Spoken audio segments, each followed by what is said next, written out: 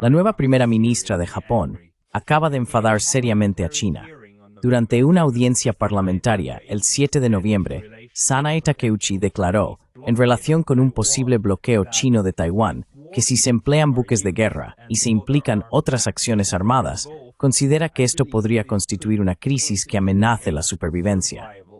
China reaccionó con dureza, emitiendo protestas oficiales, amenazas y una advertencia de viaje para evitar cualquier desplazamiento a Japón. Incluso los mercados bursátiles están reaccionando ahora de forma negativa. Para analizar lo que está ocurriendo y por qué esta declaración supone un problema tan grave, nos acompaña la doctora Joanna Lei, ex legisladora de la República de China, es decir, el gobierno de Taiwán, y gran defensora de la paz y la reconciliación entre los pueblos chinos. Joanna, bienvenida de nuevo. Gracias, Pascal. Has elegido el momento adecuado en un tema muy serio. Es un tema muy serio, en realidad, y me sorprende bastante cómo se ha desatado todo esto. ¿Podrías contarnos primero qué fue exactamente lo que pasó y por qué China está reaccionando de esta manera? Creo que hay un par de puntos realmente importantes. La declaración de Takeuchi es su declaración oficial como primera ministra en la Dieta y también es la primera vez que Japón se aleja de una especie de ambigüedad estratégica y hace una declaración muy clara de que lo que ocurra en Taiwán o en el estrecho de Taiwán, incluso en una situación de bloqueo, constituiría una amenaza para la supervivencia de Japón. Eso daría a Japón el derecho a intervenir militarmente. Así que todo esto son precedentes. Es la primera vez después de la Segunda Guerra Mundial o en los últimos años que algo así ocurre y se hace oficial en la Dieta. Por eso China reaccionó con fuerza. El PDP de Taiwán, la facción pro-independencia y pro-Japón, reaccionó con júbilo. Así que creo que hay razones de peso para considerar que esto no es solo un contratiempo diplomático, sino un asunto muy serio.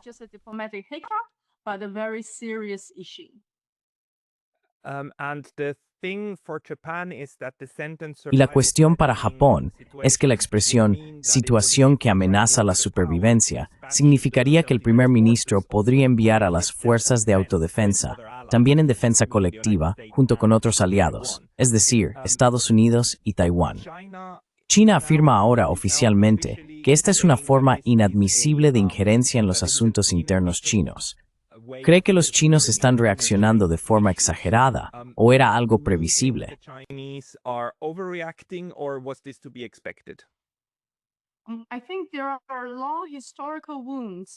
Creo que existen heridas históricas profundas causadas por la expansión militar japonesa hacia China, que comenzó en 1895 y continuó de 1931 a 1945. Aquellas guerras dejaron a China, ya fuera la dinastía Qing o el gobierno actual, con cicatrices profundas que esta simple declaración ha vuelto a abrir. Además, fueron muy cuidadosos. Explicaron a la gente lo que significaba ser considerado una amenaza para la supervivencia, porque Japón ha utilizado ese término en su pasada agresión hacia China y en la situación de Pearl Harbor. Así que, una vez que se emplea este término, vinculando el estrecho de Taiwán y la situación en Taiwán con la amenaza a la supervivencia de Japón, se envía una señal muy fuerte de posible intervención militar. Y eso, por supuesto, no es algo que hayamos oído antes. Por eso la reacción es fuerte, rápida y decisiva.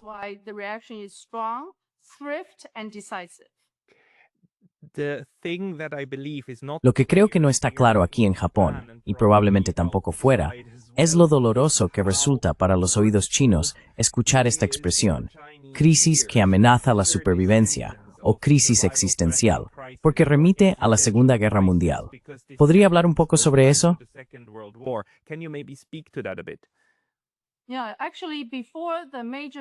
En realidad, antes de la gran confrontación militar de la Segunda Guerra Mundial, Japón utilizó esta idea de una amenaza para la supervivencia como motivo para lanzar ataques militares contra China.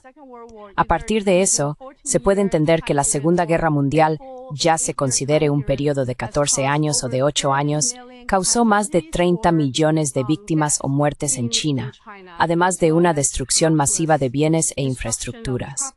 Por ello, Esto va a servir como una advertencia real para que Japón nunca vuelva a emprender una agresión militar contra otras regiones de Asia-Pacífico.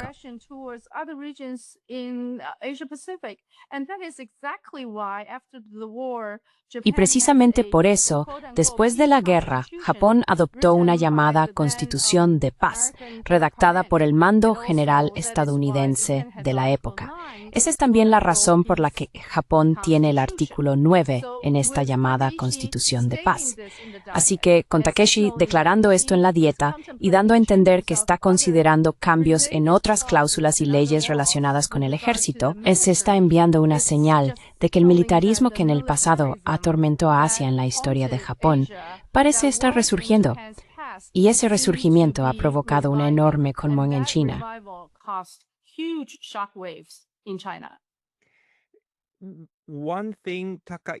Una cosa que Takaichi no ha hecho desde que se convirtió en la nueva primera ministra es visitar el santuario Yasukuni, el santuario de los criminales de guerra. Envió flores en lugar de ir allí, pero no fue personalmente. ¿Cómo explicas que ahora esté utilizando esa retórica en el Parlamento?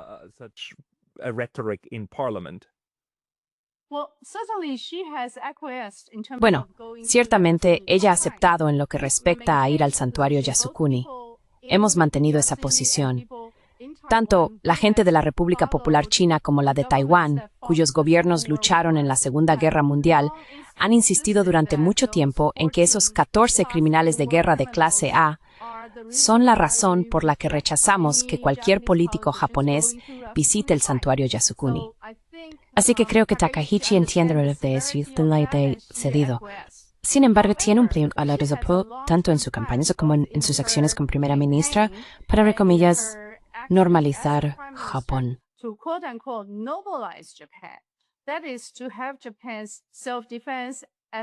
Eso significa convertir las fuerzas de autodefensa de Japón en un ejército completo, eliminando las restricciones a la expansión más allá de las 4 islas principales.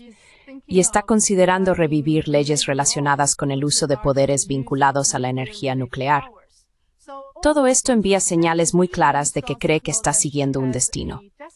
Puede tomar medidas diferentes, puede a veces ceder, pero esta nueva declaración, especialmente hecha en la dieta,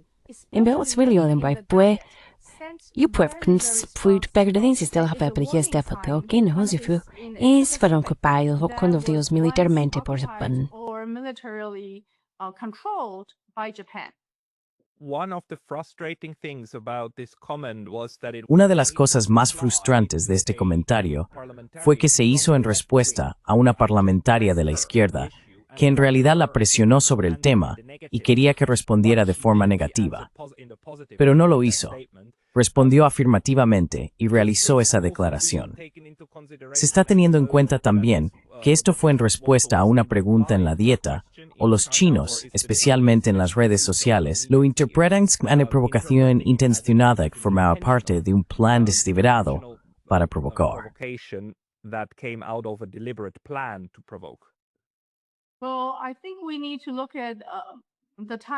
Bueno, creo que necesitamos analizar la secuencia de los acontecimientos. Podrías interpretar la declaración original como una reacción. Podría haber sido una preparación o algún tipo de colaboración entre ambos. Pero, sea como fuere, después hubo numerosos informes y situaciones en las que China le pidió que quizá retirara o reformulara la declaración, y ella se negó a hacerlo.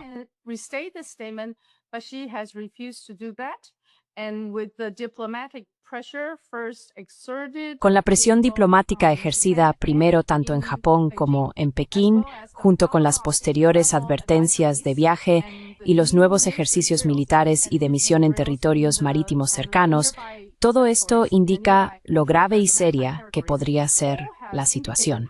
Pero no ha habido ninguna retractación por parte de ella ni de su partido y aparentemente no ha habido ningún cambio de postura. Así que quizá la declaración original fue una maniobra, pero para indicar que ella se mantiene firme en su posición.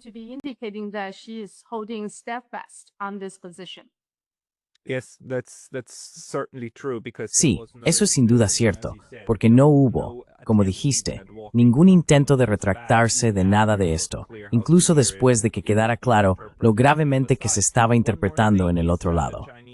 Una cosa más. Un amigo chino me dijo que, desde el punto de vista chino, esto es Japón entrometiéndose innecesariamente en un problema que no es suyo. ¿Tú también lo interpretas así?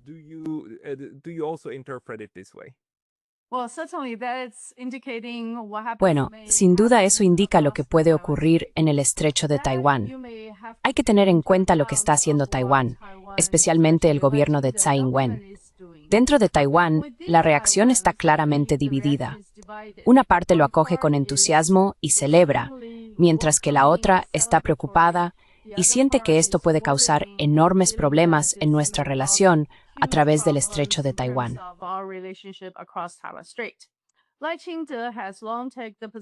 Lai Ching-te ha sostenido durante mucho tiempo que la época dorada de Taiwán fue durante el dominio japonés y que sus propuestas independentistas dependerían en cierta medida del apoyo militar de Estados Unidos y Japón en caso de que surgiera un movimiento independentista taiwanés o se produjera alguna proclamación o acción en esa dirección, así como en caso de agresión militar por parte de la República Popular China.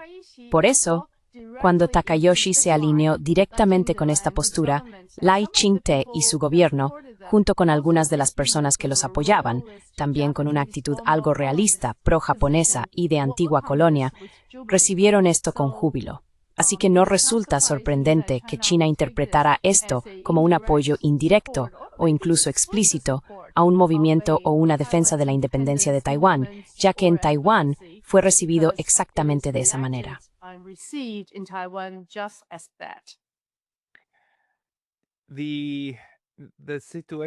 La situación se complica aún más, en mi opinión, por el relativo silencio de Estados Unidos, que no está intentando decir algo como por favor, calmad las cosas. Estados Unidos parece, ya sabes, dejar que todo siga su curso, porque obviamente un empeoramiento de las relaciones entre Tokio y Pekín favorece directa a Washington. ¿Cómo crees que los chinos están teniendo esto en cuenta en la respuesta que están dando ahora?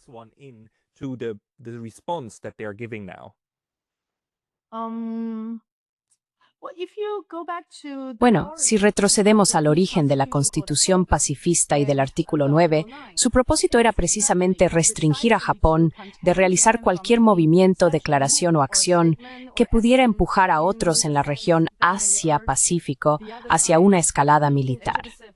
Así que ahora, si esto ha sido recibido con una oposición tan fuerte, probablemente sea natural que la República Popular China espere que Estados Unidos haga algún tipo de declaración, pero no lo hizo. Creo que en los últimos años, empezando por la era Biden, Estados Unidos ha ido relajando gradualmente las restricciones sobre la expansión militar japonesa. Ahora acepta a Japón no solo como base para sus activos estratégicos más importantes, como el F-35, sino también permitiendo que Japón se una a la cadena de suministro, la cadena de suministro militar, del desarrollo general de Estados Unidos. Así que quizás se esté interpretando como que Japón tú noto en el vacío.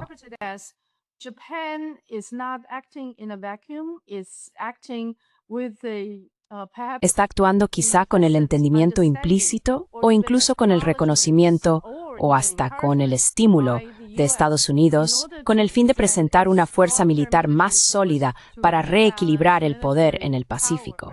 Porque todos sabemos que después del 3 de septiembre, la gente comprende ahora hasta qué punto ha sido importante el desarrollo militar de la República Popular China, especialmente en los últimos 4 o 5 años.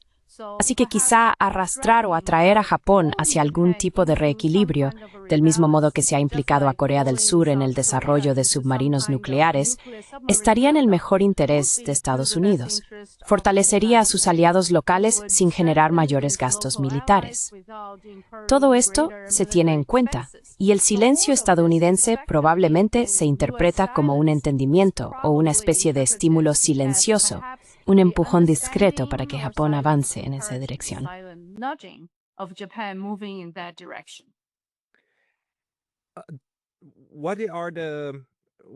¿Qué has visto en las redes sociales y en los medios de habla china, de Taiwán y del continente sobre cómo se está presentando esto ahora dentro de la sinosfera, dentro de los medios de comunicación en chino. Quiero decir, mis amigos chinos me dicen que esto es enorme. No es solo otra disputa entre gobiernos.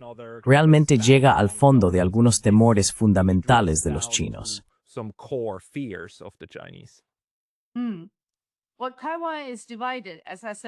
Lo que divide a Taiwán, como dije antes, es que algunas personas piensan que Japón no tiene ningún derecho a intervenir en la situación a través del estrecho.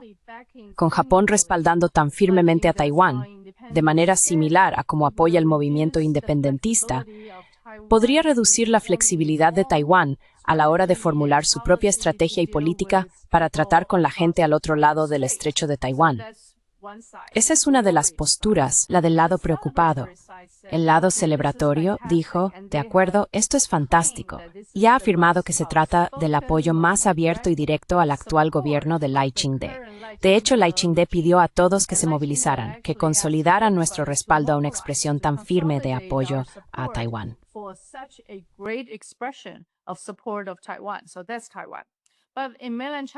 Así que eso es Taiwán. Pero en la China continental, creo que la respuesta, al menos la respuesta declarada del gobierno central a los gobiernos locales, de los medios centrales a los medios locales, en todo tipo de plataformas, es unánime. Básicamente es, no hemos olvidado la sangre derramada durante la Segunda Guerra Mundial, la guerra sino-japonesa. Como dije antes, más de 30 millones de personas resultaron heridas o murieron. Esas muertes y víctimas no deben olvidarse. Y además, no hay que olvidar que en 1895, la primera guerra sino-japonesa llevó a la colonización de Taiwán.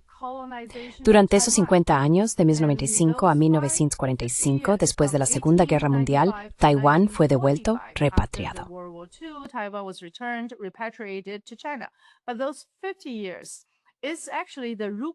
Pero esos 50 años son en realidad la causa principal del actual movimiento separatista de Taiwán respecto a la República Popular China. En esos 50 años, la primera etapa fue de agresión militar y masacres masivas en Taiwán. Murieron muchas personas, con estimaciones que van de 400,000 a 600,000. La segunda etapa consistió en la dominación mediante el poder administrativo, para inculcar y aculturar a la población taiwanesa a ser más parecida a la japonesa. Y la tercera etapa fue la llamada etapa realista. Durante ese tiempo, algunos taiwaneses fueron reclutados en el ejército japonés, mientras que a otros se les concedieron privilegios para formar parte de la dominación japonesa más amplia o del anillo de influencia en el Pacífico.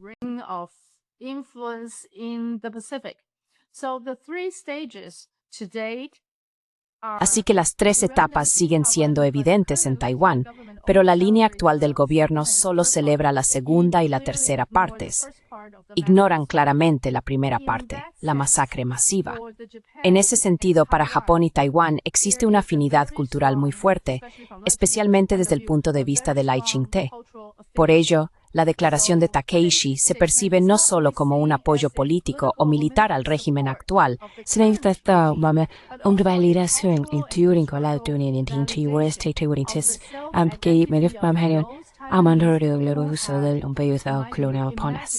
glorious Japanese colonial rule period.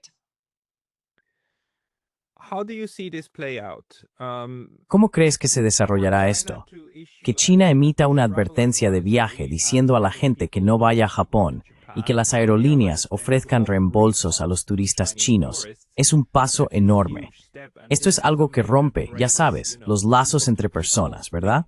Y eso es algo que, bueno, no solo por razones económicas, sino también por la forma en que estos países interactúan entre sí, cambia las cosas. ¿Cómo crees que evolucionará la situación?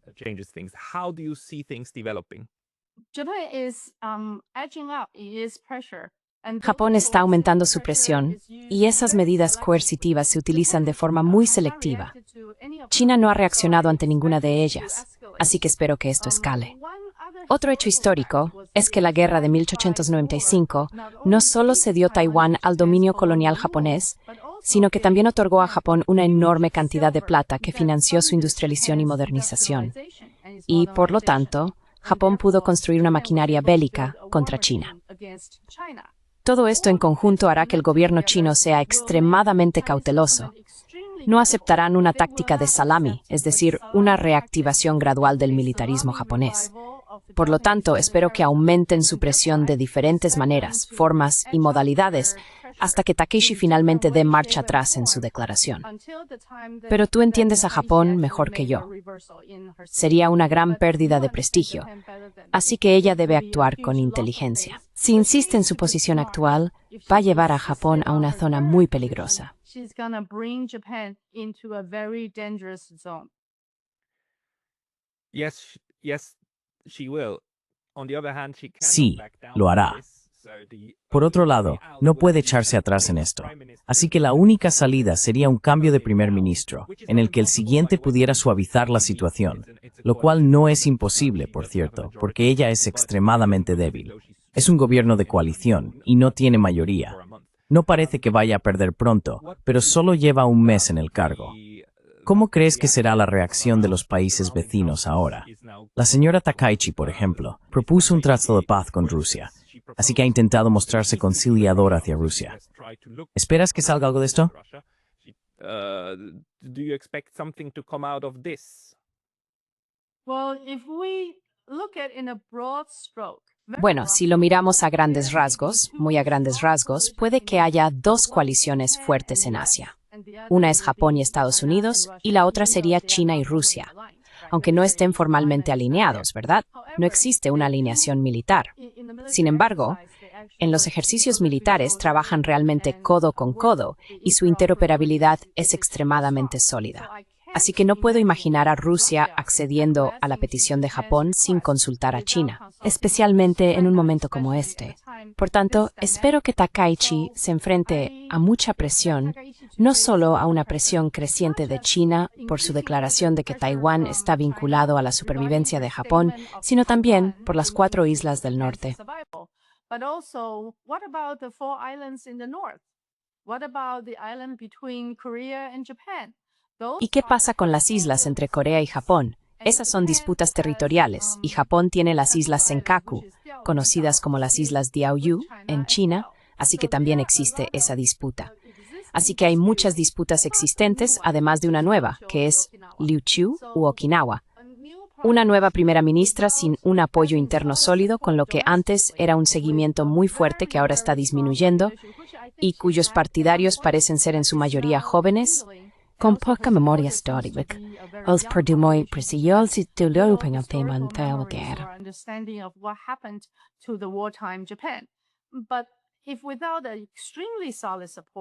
Pero sin un apoyo extremadamente sólido, enfrentarse a una crisis internacional multifacética sería un desastre para cualquier primer ministro. Así que imagina, si las 4 islas del norte tienen un problema, las islas Sajalín tienen un problema. Con Corea, la isla tiene un problema. Las islas Senkaku o Diaoyu tienen un problema. Y Ryukyu tiene un problema. ¿Cómo afrontaría este primer ministro todos estos desafíos en tantos frentes? Creo que su mejor estrategia sigue siendo encontrar un punto de apoyo para dar un paso atrás, moderar el lenguaje actual y de algún modo convertir esta declaración en una rectificación. You have also traveled to Japan and También has viajado a Japón y conoces la región. ¿Compartes mi impresión de que Japón no tiene suficiente aprecio histórico por cómo se recuerda la Segunda Guerra Mundial en otros lugares? Porque déjame añadir una cosa, el pacifismo de Japón es o solía ser bastante fuerte. Pero eso significa que muchas personas ahora asocian la muerte simplemente con la guerra. La muerte ocurre por la guerra. Japón no dice, las muertes en China ocurrieron por culpa de nuestros soldados. Simplemente dice, ocurrió por la guerra. Los japoneses murieron en Hiroshima. Los chinos murieron en Nankín. Es la guerra. Y eso lleva a una falta de comprensión de cómo se percibe esto desde el otro lado. ¿Estás de acuerdo?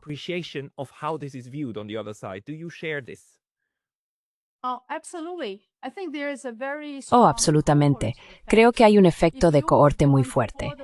Si naciste antes de la guerra, quizá ahora tengas más de 80 años, tendrías cierta comprensión de primera mano y podrías haber sacado tus propias conclusiones. Pero las personas nacidas después de la guerra, las que ahora tienen entre 60 y 70 años, incluso las de 50, suelen adoptar una posición diferente. Pueden decir que, aunque entienden la agresión de Japón hacia otros países y territorios de la región, fueron los militaristas los responsables y que eso no tiene nada que ver con el Japón actual. En otras palabras, la guerra y la memoria en Japón están separadas por un abismo.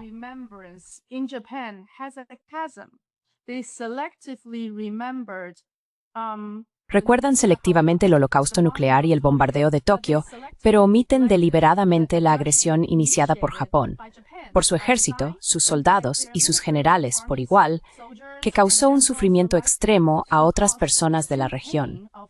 Esta selectividad, dividida por grupos de edad, es especialmente evidente entre la generación más joven. Ya sabes, las personas que apoyan a Takashi Ishii, los de entre 18 y 34 años, son su grupo más fuerte. Ese grupo no tiene ningún recuerdo de lo que hizo Japón durante la guerra.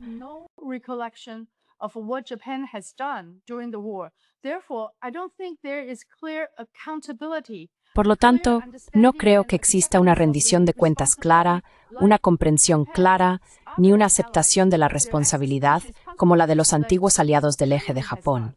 Alemania lo ha hecho. Alemania ha aceptado su responsabilidad en la guerra y ha adoptado medidas firmes para que el país rinda cuentas ante otros desarrollos en Europa. Pero Japón ha disfrutado de una posición protegida, por diseño, por parte de Estados Unidos, para servir como la vanguardia asiática de este. Y por ello, muchas personas están protegidas de la verdadera guerra y del recuerdo. No han aceptado la responsabilidad, ni el gobierno ha rendido cuentas.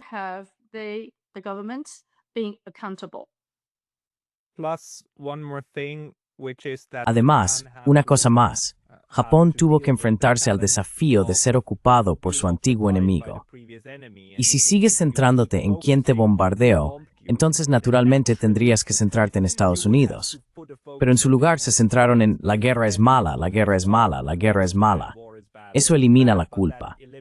Lo que hicieron los alemanes fue afrontar la cuestión de la culpa, algo que los japoneses en gran medida evitaron, no por completo, pero sí en su mayoría. Y esto ahora está volviendo para atormentarnos. ¿Dónde ves una salida razonable a esto? ¿Crees que necesitamos un nuevo debate de historia?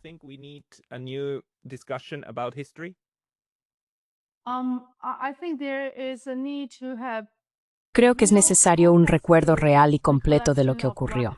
Sabes, me entristece mucho que estemos hablando de esto. Tengo algunos amigos japoneses muy mayores, de unos 90 años, que pertenecen a la generación de antes de la guerra y comprenden lo que hizo Japón. Se mostraban muy apenados por el dolor y el sufrimiento que Japón causó a China. Pero esa generación está desapareciendo rápidamente. Lamento decir que la nueva generación no siente remordimiento moral, ni tiene una comprensión moral de esa culpa y responsabilidad.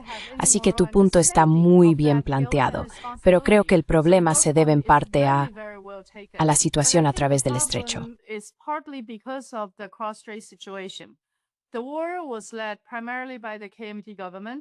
La guerra fue dirigida principalmente por el gobierno del KMT, mientras que el poder posterior a la guerra reside en el gobierno de la RPC. Por ello, gobiernos no coincidieron en ofrecer una visión completa del sufrimiento y la contraofensiva de China entre 1931 y 1945. Muy pocas de estas historias se contaron, especialmente en inglés. Creo que ambos gobiernos, debido a sus propias situaciones de guerra civil interna, en realidad le deben al mundo un relato completo de la Segunda Guerra Sino-Japonesa desde 1931 hasta 1945. Eso nos ayudaría a comprender mejor y a asignar responsabilidad, culpa y rendición de cuentas.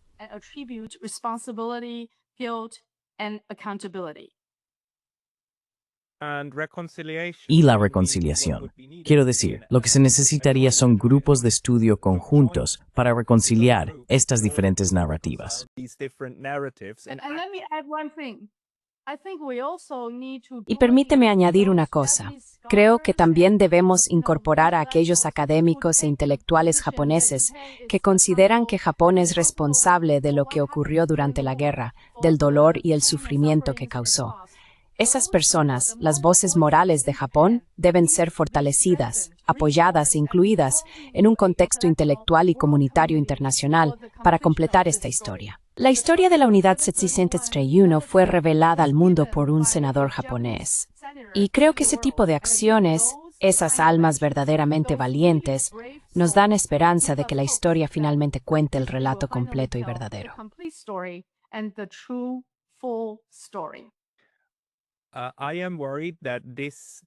Me preocupa que esta dinámica que estamos viendo ahora pueda estar ya yendo más allá del ámbito del trabajo de los historiadores.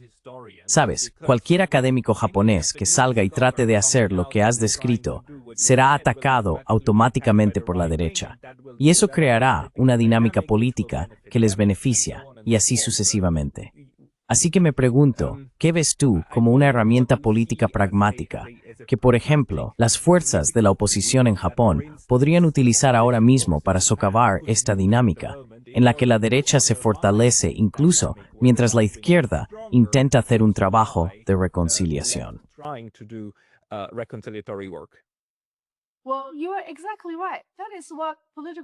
Bueno, tienes toda la razón.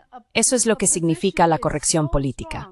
Cuando una postura es tan fuerte que no permite ninguna desviación, se convierte en una herramienta para oprimir a quienes tienen un punto de vista diferente.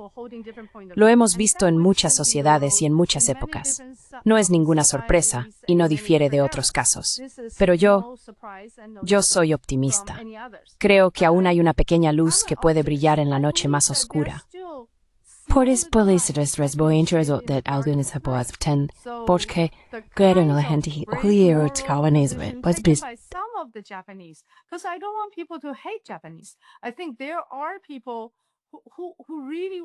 Creo que hay personas que realmente quieren sacar a la luz la verdadera historia y están atormentadas por los hechos ocultos, por el hecho de que Japón no aceptó su culpa ni su responsabilidad por su trato increíblemente cruel hacia personas de todo el mundo. Quienes están atormentados por esto necesitan apoyo. Si no se les apoya en Japón, pueden recibir apoyo de la comunidad internacional en general. Y creo, Pascal, que lo que estás haciendo, soy un gran admirador tuyo. Siempre adoptas ese tipo de postura, una que no es, entre comillas, políticamente correcta, pero sí moralmente sólida y con fundamento histórico.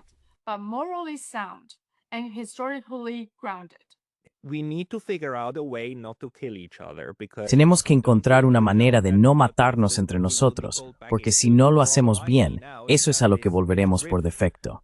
El problema que veo ahora es que esta grieta, esta gran escisión entre China y Japón, que parece abrirse de nuevo, solo favorece a quienes intentan dividir el mundo en sí.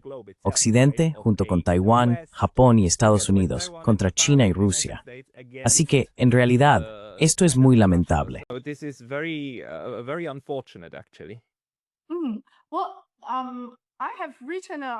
Bueno, recientemente escribí un artículo en el que decía que estamos en Yalta 2.0. Si recuerdas Yalta 1.0, Estados Unidos frente a la URSS, que terminó en 1991, fue una competencia global entre dos sistemas, con guerras por delegación en determinados países, ¿verdad? Pues bien, eso fue Yalta 1.0. Ahora estamos en Yalta 2.0. Seguimos ante una competencia global, la fuerza geopolítica dominada por Estados Unidos frente a la fuerza geoeconómica cada vez más influida por la República Popular China. Y de nuevo, algunos países están siendo elegidos como puntos de conflicto en primera línea para demostrar qué sistema es mejor. Permíteme hacer un pequeño paréntesis. Venezuela es un buen ejemplo.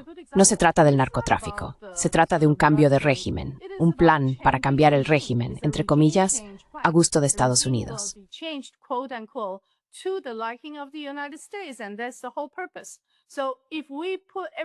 Y ese es todo el propósito, así que si lo ponemos todo en una perspectiva más amplia, creo que el sudeste asiático está en una posición ligeramente mejor, porque los asiáticos tienen una larga historia de toma de decisiones por consenso, en la ASEAN, en el RCEP, en debates más recientes, con la excepción probablemente de Filipinas. Los demás países colaboran entre sí y también están más vinculados económicamente con la RPC. Así que estamos ante una carrera entre dos fuerzas que tiran del mundo en direcciones diferentes. En la medida en que permitamos que las fuerzas políticas y económicas dominen para construir infraestructuras, redes digitales, desarrollar nuevos mercados, zonas francas de importación y exportación y demás, quizá logremos escapar por poco de otro gran holocausto mundial.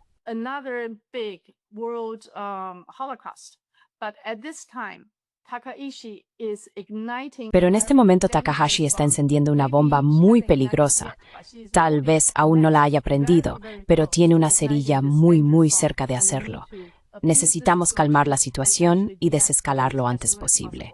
Alejémonos del peligro inmediato. Esto es un peligro claro y presente, y luego trabajemos en una estrategia competitiva a largo plazo hacia un mundo que no se destruya a sí mismo. Ya sabemos que hemos creado suficientes armas para matar al mundo muchas veces. La próxima guerra mundial no sería una guerra con supervivientes. Debemos alejarnos de ese destino tan sombrío y desafortunado.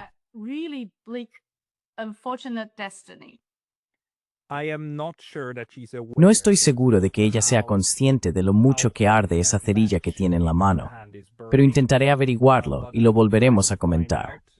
Joanna, si la gente quiere seguirte, ¿debería ir a tu cuenta de X o dónde deberían seguirte?